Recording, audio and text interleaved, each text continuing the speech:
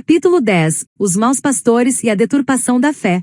Infelizmente é de conhecimento comum que muitos líderes deturpam a palavra de Deus com falsos ensinamentos. Essas distorções criam o que a Bíblia chama de pastores negligentes ou falsos pastores. Indivíduos que, em vez de guiar o rebanho no caminho da verdade, conduzem-no ao erro. Esses líderes buscam satisfazer interesses próprios, prejudicando tanto os fiéis quanto a obra de Deus. Jeremias, no capítulo 5 e nos versículos 30 e 31, descreve esse cenário de forma clara. Coisa espantosa e horrenda se anda fazendo na terra. Os profetas profetizam falsamente, e os sacerdotes dominam pelas mãos deles, e o meu povo assim o deseja. Mas que fareis ao fim disto? Estes falsos líderes se aproveitam da fé alheia para obter benefícios próprios, como dinheiro, status e poder. Esse abuso geralmente afeta os mais vulneráveis, que confiam cegamente em suas palavras, e afasta pessoas com maior capacidade de julgamento, desiludindo-as da mensagem verdadeira do Evangelho. Em Oséias, no capítulo 4 e no versículo 6, o profeta nos alerta. O meu povo foi destruído, porque lhe faltou o conhecimento. Porque tu rejeitaste o conhecimento, também eu te rejeitarei, para que não sejas sacerdote diante de mim. E visto que te esqueceste da lei do teu Deus, também eu me esquecerei de teus filhos. O mal causado por esses líderes é devastador. Paulo, em Atos no capítulo 20 nos versículos 29 e 30, advertiu sobre a vinda de lobos vorazes que não poupariam o rebanho e criariam divisões. Porque eu sei isto que, depois da minha partida, entrarão no meio de vós lobos cruéis, que não pouparão ao rebanho, e que de entre vós mesmos se levantarão homens que falarão coisas perversas, para atraírem os discípulos após si. Esse problema, embora antigo, ainda persiste nos dias atuais, causando danos profundos à Igreja de Cristo. Jeremias, no capítulo 23 e nos versículos 1 e 2, adverte sobre os pastores que destroem e dispersam o rebanho do Senhor, revelando como a exploração da fé pode corromper o coração daqueles que genuinamente buscam a Deus. Ai dos pastores que destroem e dispersam as ovelhas do meu pasto, diz o Senhor. Portanto assim diz o Senhor Deus de Israel, contra os pastores que apacentam o meu povo. Vós dispersastes as minhas ovelhas, e as afugentastes, e não as visitastes. Eis que visitarei sobre vós a maldade das vossas ações, diz o Senhor. Os danos causados por esses líderes podem ser duradouros. Muitas pessoas se afastam completamente da igreja, desiludidas, e algumas até falam mal da religião cristã por causa das experiências negativas que tiveram com esses falsos líderes.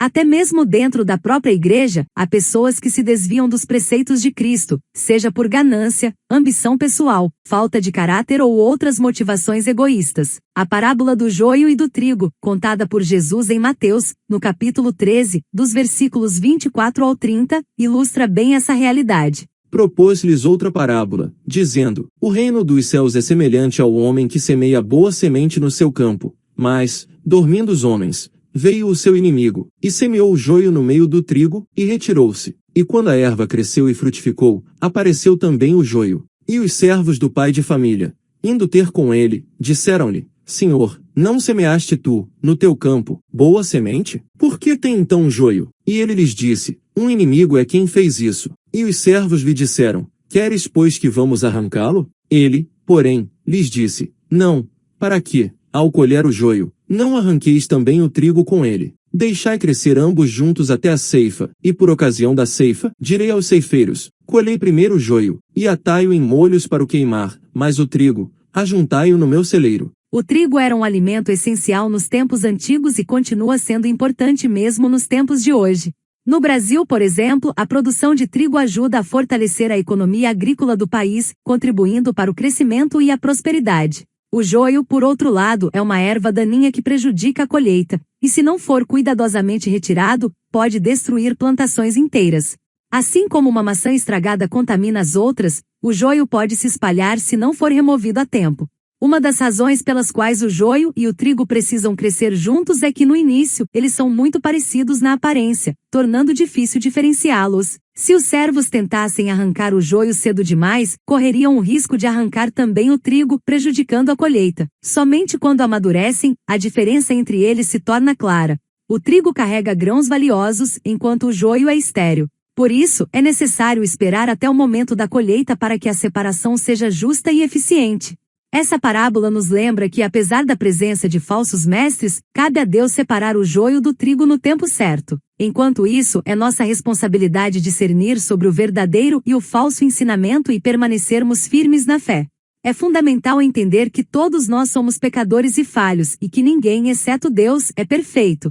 Por isso não devemos esperar perfeição absoluta, nem mesmo dentro da igreja, porque somos seres humanos e por isso todos estamos sujeitos a errar. Hebreus, no capítulo 10 e nos versículos 24 e 25, nos lembra da importância de nos reunirmos como igreja para nos encorajarmos mutuamente. Estar em comunidade nos fortalece espiritualmente, e quando estamos sozinhos, nos tornamos vulneráveis às tentações e armadilhas do inimigo. E consideremo-nos uns aos outros, para nos estimularmos ao amor e às boas obras, não deixando a nossa congregação, como é costume de alguns, antes admoestando-nos uns aos outros, e tanto mais, quanto vedes que se vai aproximando aquele dia. Um exemplo que ilustra bem isso é a migração dos búfalos africanos no Serengeti, uma jornada longa e cheia de desafios. Durante o percurso, os búfalos enfrentam escassez de água e alimento, além do calor intenso e ataques de crocodilos, leões, hienas e cães selvagens. Alguns indivíduos acabam ficando pelo caminho, presos em áreas de lama ou vencidos pelo cansaço e por predadores. No entanto, as perdas são mínimas se comparadas ao total de animais que completam a migração. O sucesso da maioria se deve à união da manada, que oferece proteção e força para superar juntos os obstáculos. Os leões, por exemplo, são caçadores astutos que se aproveitam das situações em que um búfalo se distancia do grupo, tornando-o mais vulnerável. Embora a manada proteja seus membros, aqueles que se isolam se tornam os alvos preferidos. Sem a proteção do grupo, esses animais ficam mais frágeis e expostos ao ataque. O bando de leões cerca a presa isolada, dificultando qualquer chance de retorno à segurança dos seus companheiros. Por isso, a força do grupo é essencial para manter todos protegidos e seguros. Assim como na migração dos búfalos, a vida espiritual também é mais difícil para aqueles que se afastam da comunidade cristã. Quando alguém tenta seguir sozinho, fica mais frágil e vulnerável às tentações e ataques do inimigo. A união com outros cristãos não apenas oferece encorajamento, mas traz proteção espiritual, ajudando cada um a perseverar na fé. Na comunhão, encontramos força e apoio para superar as dificuldades, assim como a manada protege seus membros. Ser um pastor ou líder espiritual é uma grande responsabilidade diante de Deus. Tiago, no capítulo 13 e no versículo 1, nos adverte: Meus irmãos, muitos de vós não sejam mestres, sabendo que receberemos mais duro juízo. Além disso, Jesus nos ensina em Lucas, no capítulo 12 e nos versículos 47 e 48. E o servo que soube a vontade do seu senhor, e não se aprontou, nem fez conforme a sua vontade, será castigado com muitos açoites. Mas o que a não soube, e fez coisas dignas de açoites, com poucos açoites será castigado. E a qualquer que muito for dado, muito se lhe pedirá, e ao que muito se lhe confiou, muito mais se lhe pedirá. Esses versículos enfatizam que conhecer a vontade de Deus exige responsabilidade. Se um líder tem as ferramentas e oportunidades de fazer o bem, mas não as utiliza, o peso de sua omissão será ainda maior do que para alguém que não teve esse entendimento. Jesus também advertiu severamente contra aqueles que causam escândalo e desviam os fiéis, como vemos em Mateus, no capítulo 18 e no versículo 6. Mas, se alguém fizer tropeçar um desses pequeninos que creem em mim, melhor lhe seria que se lhe pendurasse no pescoço uma pedra de moinho, e fosse afogado na profundidade do mar. Embora esses falsos líderes possam prosperar temporariamente, Jesus nos lembra em Mateus, no capítulo 7, nos versículos 21 ao 23, que a hipocrisia deles será revelada no dia do juízo, onde eles serão rejeitados por Cristo e enfrentarão um destino terrível em que nenhuma riqueza, poder ou status adquirido aqui na terra compensará a eternidade de sofrimento que os espera no inferno. Nem todo o que me diz, Senhor, Senhor, entrará no reino dos céus, mas aquele que faz a vontade de meu Pai, que está nos céus. Muitos me dirão naquele dia: Senhor, Senhor, não profetizamos nós em teu nome? E em teu nome não expulsamos demônios? E em teu nome não fizemos muitas maravilhas? E então lhes direi abertamente: Nunca vos conheci, apartai-vos de mim, vós que praticais a iniquidade. Apesar de tudo, a falha dos outros não pode ser usada como desculpa para o nosso próprio afastamento de Deus. Mesmo sabendo da existência de falsos mestres, devemos permanecer firmes e buscar congregações comprometidas com a pregação fiel da palavra. Mateus, no capítulo 11 e no versículo 12, nos lembra que a salvação requer esforço diário. E desde os dias de João o Batista até agora, se faz violência ao reino dos céus, e pela força se apoderam dele. Deus é onisciente e conhece até os pensamentos mais profundos do nosso coração. Como nos diz Hebreus, no capítulo 4 e no versículo 12. Ele sabe quando estamos sendo sinceros em nossa devoção e quando estamos apenas fingindo. Porque a palavra de Deus é viva e eficaz, e mais penetrante do que espada alguma de 2 gumes, e penetra até a divisão da alma e do espírito, e das juntas e medulas, e é apta para discernir os pensamentos e intenções do coração. Cada um é responsável por sua caminhada com Deus, ainda que existam falhas e decepções ao nosso redor. A fé verdadeira não deve se apoiar em pessoas, mas em Cristo, e é fortalecida pela comunhão sincera e constante com Ele. Mesmo diante dos desafios, quem busca a Deus de coração encontrará direção e força para continuar, sabendo que nada está oculto aos olhos do Senhor e que Ele recompensará aqueles que perseveram na verdade. Para que você compreenda melhor, uma congregação comprometida com a pregação fiel da palavra de Deus é aquela que tem como fundamento a Bíblia, sem distorcê-la ou adaptar suas verdades para agradar aos interesses humanos. Seu objetivo é transmitir a mensagem de Cristo de maneira clara e íntegra, ajudando os fiéis a entenderem e aplicarem os ensinamentos das Escrituras no cotidiano. Nessa congregação, a palavra de Deus é o centro de todas as atividades, sejam cultos, estudos ou ações comunitárias, e cada mensagem busca a edificação espiritual e o crescimento na fé. Além disso, uma igreja fiel não busca ganhos pessoais nem reconhecimento humano, mas tem como propósito glorificar a Deus em tudo o que faz. Os líderes servem com humildade e responsabilidade, conscientes de que prestarão contas a Deus. Eles guiam o rebanho com amor e verdade, ajudando cada pessoa a crescer espiritualmente e a desenvolver um relacionamento sincero com Cristo. O cuidado com os necessitados e a promoção da comunhão entre os membros são marcas importantes dessa igreja. Não se trata apenas de palavras, mas de viver o Evangelho na prática, ajudando-se mutuamente e demonstrando o amor de Deus ao mundo. Em meio às dificuldades, a congregação permanece unida, fortalecendo-se para perseverar na fé e seguir firme no caminho da salvação. Mahatma Gandhi, um dos maiores líderes espirituais e políticos da história, ilustra bem a importância de se ter um caráter verdadeiro e de se conhecer uma congregação que segue os preceitos do verdadeiro Evangelho de Cristo. Nascido em 1869, na Índia, em uma época em que o país estava sob o domínio do Império Britânico, Gandhi enfrentou a exploração econômica, a discriminação racial e as injustiças sociais impostas ao povo indiano. Após estudar direito em Londres, ele viveu por 21 anos na África do Sul, onde começou a lutar contra o racismo que os indianos enfrentavam naquele país. Foi ali que ele desenvolveu sua filosofia de resistência pacífica baseada na não-violência, a ahimsa. Ao retornar à Índia, Gandhi tornou-se a principal figura na luta pela independência do país, liderando campanhas de desobediência civil contra o domínio britânico, como a famosa Marcha do Sal, em 1930. Ele também incentivou o boicote de produtos britânicos e a produção local de bens, como forma de enfraquecer o controle colonial. Sua liderança mobilizou milhões de indianos, culminando na independência do país em 1947, sem a necessidade de uma guerra violenta. A filosofia de Gandhi influenciou movimentos globais por direitos civis, inspirando líderes como Martin Luther King Jr. e Nelson Mandela. Apesar de admirar profundamente os ensinamentos de Jesus, Gandhi teve uma experiência negativa com o cristianismo ao tentar frequentar uma igreja na África do Sul, onde foi discriminado por ser indiano. Desiludido, ele proferiu a famosa frase: "Eu gosto de Cristo, mas não gosto dos cristãos. Os cristãos são tão diferentes de Cristo." Essa declaração reflete sua decepção com o comportamento daqueles que não seguiam os ensinamentos que pregavam. Atualmente a Índia é o país mais populoso do mundo e conta com cerca de 1,5 bilhão de habitantes, com uma grande maioria de hindus, que adoram milhões de deuses, cada um representando diferentes aspectos da vida e do universo. A história poderia ter sido diferente se o cristianismo tivesse se espalhado nessa nação, talvez influenciado por alguém como Gandhi, caso ele tivesse encontrado cristãos verdadeiramente comprometidos com o Evangelho de Cristo. O verdadeiro cristão não é definido apenas por um rótulo ou por frequentar uma igreja. Ele é reconhecido por suas ações, seja dentro ou fora de sua congregação.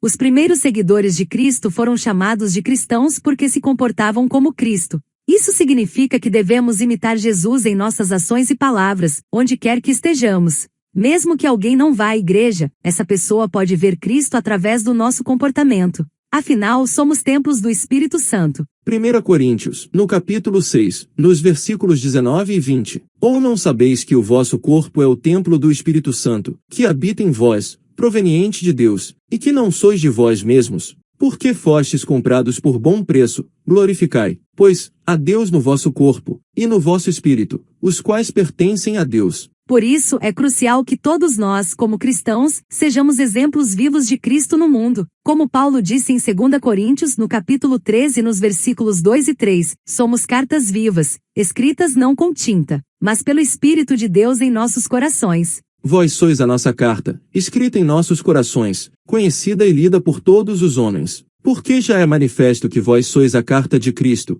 ministrada por nós, e escrita, não com tinta, mas com o Espírito do Deus vivo, não em tábuas de pedra, mas nas tábuas de carne do coração. O mundo está sempre observando nossas atitudes, e nosso comportamento pode ser o único evangelho que algumas pessoas irão ler. Quando agimos com integridade, compaixão e amor, estamos mostrando ao mundo quem Cristo é. Mas quando nossas ações contradizem nossa fé, afastamos as pessoas de Deus, como aconteceu com Gandhi. Nos tempos atuais, vivemos em uma era de informação, onde tudo é rapidamente compartilhado, discutido e julgado. As redes sociais amplificam nossos comportamentos e nos expõem a um público muito maior do que imaginamos. Se por um lado, isso oferece a oportunidade de espalhar o Evangelho e alcançar mais pessoas por outro, aumenta nossa responsabilidade em viver de acordo com os princípios de Cristo. Afinal, a Bíblia nos adverte que seremos conhecidos pelos nossos frutos e por isso se espera a consistência daqueles que professam fé no Criador. Mateus, no capítulo 7 e no versículo 16. Por seus frutos os conhecereis. Porventura colhem-se uvas dos espinheiros, ou figos dos abrolhos? Portanto, devemos vigiar e orar continuamente para que não caiamos em tentação, seja por orgulho, ganância ou qualquer outro pecado que nos faça desviar do caminho correto. Mateus, no capítulo 26 e no versículo 41. Vigiai e orai, para que não entreis em tentação. Na verdade, o espírito está pronto, mas a carne é fraca. A caminhada cristã é um processo diário de renúncia de si mesmo e de carregar a cruz, como Jesus instruiu em Lucas, no capítulo 9 e no versículo 23. E dizia a todos, se alguém quer vir após mim, negue-se a si mesmo, e tome cada dia a sua cruz, e siga-me. Isso significa que teremos que fazer sacrifícios, negar nossos próprios desejos egoístas e colocar Deus sempre em primeiro lugar.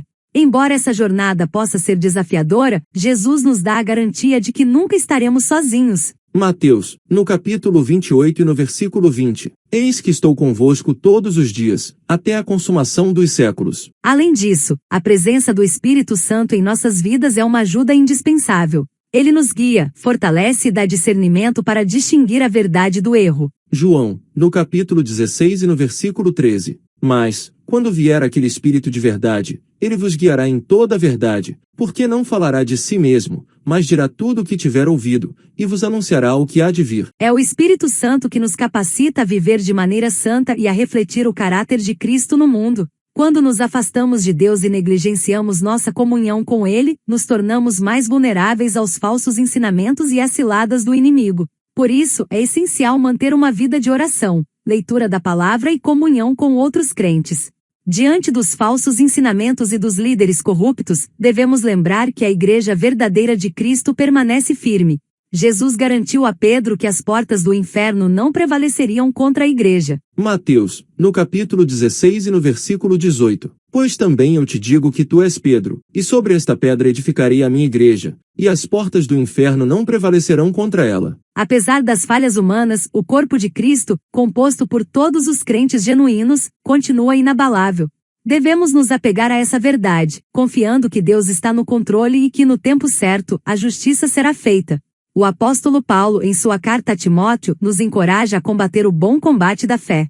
Isso significa que a vida cristã é uma luta contínua contra o pecado, as tentações e os falsos mestres. 1 Timóteo, no capítulo 6 e no versículo 12. Milita a boa milícia da fé, toma posse da vida eterna, para a qual também foste chamado, tendo já feito boa confissão diante de muitas testemunhas. A boa notícia é que não estamos sozinhos nessa batalha, pois Cristo já venceu o mundo. Se permanecermos firmes nele, também seremos vitoriosos. João, no capítulo 16 e no versículo 33. Tenho-vos dito isto, para que em mim tenhais paz. No mundo tereis aflições, mas tende bom ânimo, eu venci o mundo. Finalmente, devemos nos lembrar de que a igreja é composta por pessoas imperfeitas que estão em processo de santificação. Não podemos esperar perfeição de nossos líderes ou irmãos na fé, mas ao mesmo tempo, devemos buscar ser a melhor versão de nós mesmos em Cristo, mostrando ao mundo o amor, a graça e a verdade de Deus através de nossas vidas. Embora existam falsos mestres e líderes corruptos, devemos manter nossos olhos fixos em Cristo e na sua palavra. Ele é o pastor supremo, que jamais nos abandonará. Nossa fé deve estar firmemente alicerçada nele, e não em líderes humanos falhos. Ao vivermos de acordo com o Evangelho, sendo cartas vivas de Cristo, podemos ser agentes de mudança e esperança em um mundo que tanto necessita da verdadeira luz do Evangelho.